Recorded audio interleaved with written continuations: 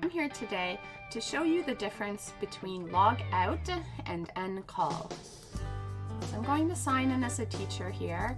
I'm authenticating with my Apple ID because that is how I set up my account to begin with. However, if you set up your account with an email address and password, that's how you will log in. So now I'm in Musicology, hi, and I'm going to connect to my first student. So I'm clicking on the first room here, and then on my iPad next to me, I'm a student and I am entering the code .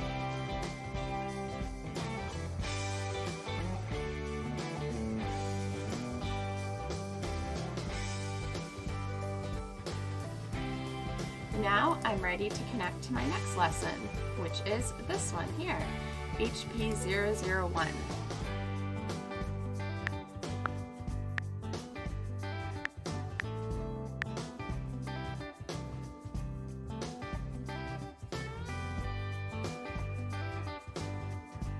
I will be connecting in a second as well. So now here I am in my next room with my next student. So it's very, very quick to do. There's no links needed. The student has one code and that's all that they need. And then when I'm at the end of my day, so now my student's going to sign out. Bye, teacher.